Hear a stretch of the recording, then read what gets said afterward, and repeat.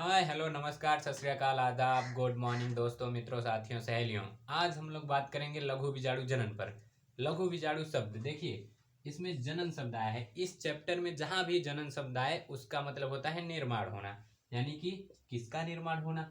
इसके आगे क्या है? लघु बीजाणु, यानी लघु बीजाणु के निर्माण होने की क्रिया को या लघु बीजाणु के बनने की क्रिया को कहेंगे लघु बीजाणु जनन।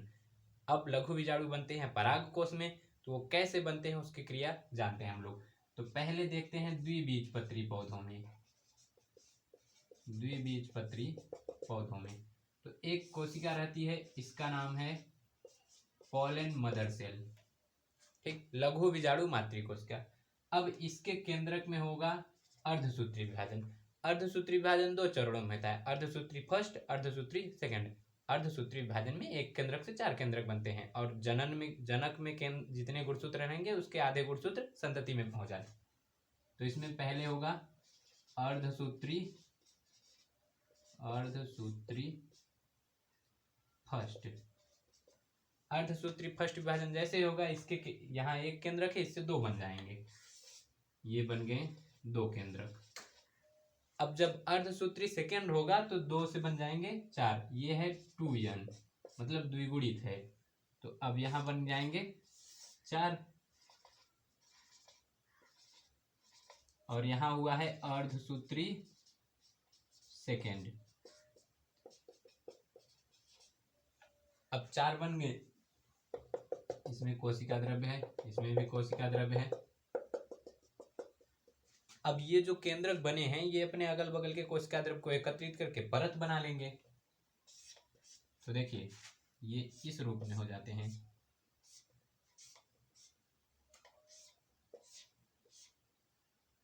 यहाँ का केंद्रक, यहाँ का,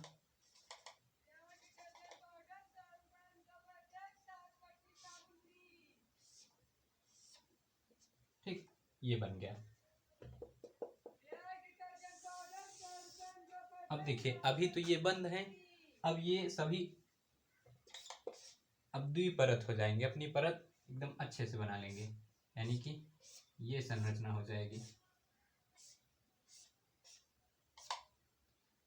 यहाँ इसका केंद्रक, यहाँ इसका एक तो बीच में रहता है, तो ये है बीच वाले का। अब ये सभी दोहरी परत बन जाएंगे।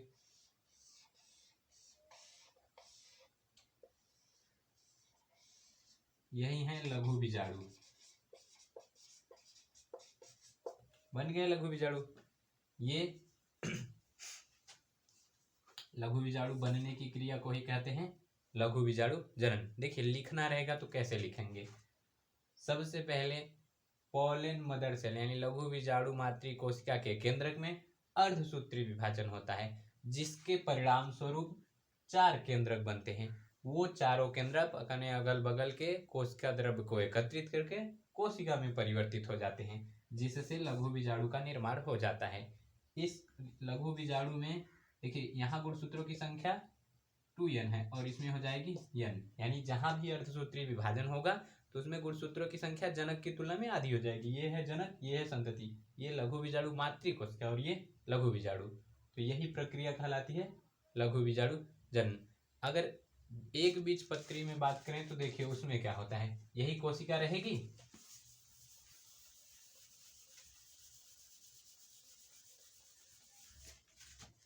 यह है एक बीजपत्री में। अब जैसे ही अर्धसूत्री फर्स्ट होगा तो यहां पर बनेंगे दो केंद्रक।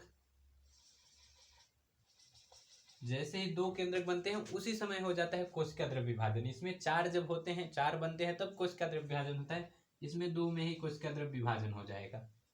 ठीक, अब यहाँ इसमें होगा अर्धसूत्री सेकेंड। अर्धसूत्री सेकेंड जैसे होगा अब चार बनेंगे, तो देखिए वो चार बने किस आधार पर, दो इधर, दो इधर, दो इधर, दो। अब फिर एक बार होगा कोशिका द्रव्य विभाजन। तो जब अब कोशिका द्रव्य विभाजन होगा तो यही बनेगी,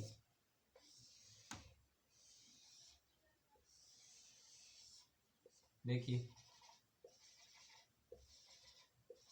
ये है लघु बीजाणु। ठीक है। तो जो अर्धसूत्री विभाजन में हुआ था उसे कहते थे साइमल्टेनियस टाइप का विभाजन, और इसमें जो विभाजन हुआ है ये कहलाता है सक्सेसिव टाइप का विभाजन।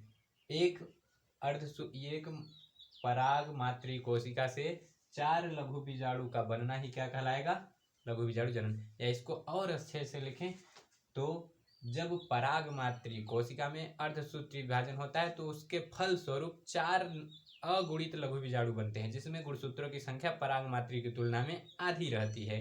इसी प्रक्रिया को कहते हैं लघु बीजाणु जनन।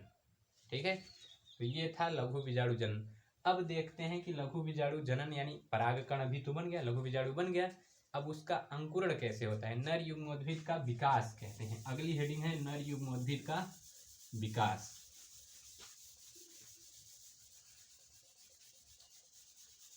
Development of male gametophyte.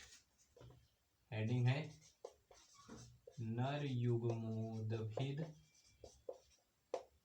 का विकास। अंग्रेजी में कहते हैं डेवलपमेंट ऑफ मेल गैमेटोफाइट।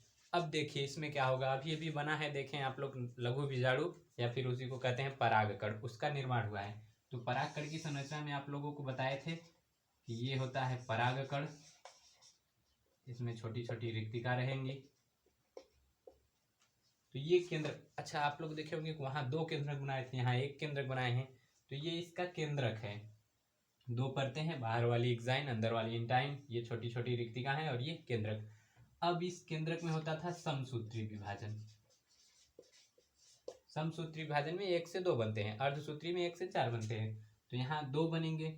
अब देखिए ध्यान दीजिएगा, 2 बनेंगे तो ये 2 जो बनेंगे वो एक ठो बीच में रहेगा और एक ठो दीवार की तरफ चला जाएगा, इंटाइन की तरफ चला आता है। तो एक तो बीच में है और एक इंटाइन की तरफ आ जाता है। अब अगर ये लोग अपने अगल बगल का कोशिका द्रव्य एकत्रित कर लें तो ये बना लेते हैं ऐसे कोशिका, तो इसको कहते हैं कायिक कोशिका, और इसको कहेंगे जनन कोशिका, और इसको, इसके केंद्र को कहेंगे कायिक केंद्रक, इसके केंद्र को कहेंगे जनन केंद्रक। ये जो छोटी छोटी रिक्तिकाएं हैं आपस में एकत्रित होकर एक बड़ी रिक्तिका बनाती हैं, फिर छोटी छोटी रिक्तिका में बढ़ जाती हैं। अब देखिए होगा क्या, अब इसका जो केंद्रक है जनन केंद्रक, अब वो दीवार छोड़कर बीच में आ जाएगा, फिर दीवार छोड़कर ये आ गया बीच में, और इधर तो बीच में है ही। अब यहीं पर जर्मपोर रहता है, चलिए मान लीजिए यहाँ बना दे रहे हैं जर्मपोर, तो इसका है ये जर्मपोर। अब जो ये अंतःचोल है, इंटाइन है, वो जर्मपोर से अंकुरण होगी। अब यहीं से जर्मपोर यानी कि पराग नलिका का अंकुरण, पराग नलिका का अंकुरण होगा यहीं से। अब जैसे ही अंकुरण होगा तो ये संरचना बन जाएगी।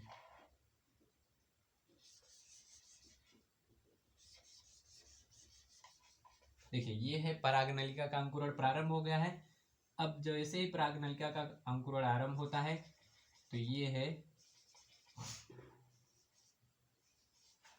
कायिक कोशिका और ये जनन कोशिका। कायिक कोशिका को ट्यूब न्यूक्लियस भी कहते हैं। तो अब होगा समसूत्री विभाजन, जनन केंद्रक में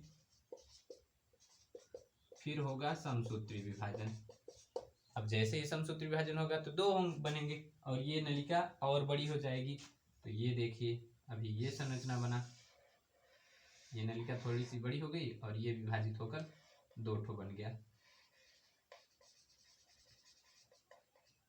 ये विभाजित होकर 2 ठो, और ये है कायिक केंद्रक। ठीक, अब ये अगले चरण में नलिका हो जाती है और बड़ी, लीजिए पराग नलिका इतनी बड़ी हो गई। अब ये जो 2 हैं केंद्रक, इनको कहते हैं नर युग्मक। नर युग्मक ये अलग हो जाएंगे और इसी में चले जाएंगे, तो इसमें मान लीजिए ये आ गया नर युग्मक, और कायिक केंद्रक इसी में आकर नष्ट हो जाता है। इसमें छोटी छोटी रिक्तिका भी रहती है, तो वो भी बना दे रहे हैं छोटी छोटी रिक्तिका।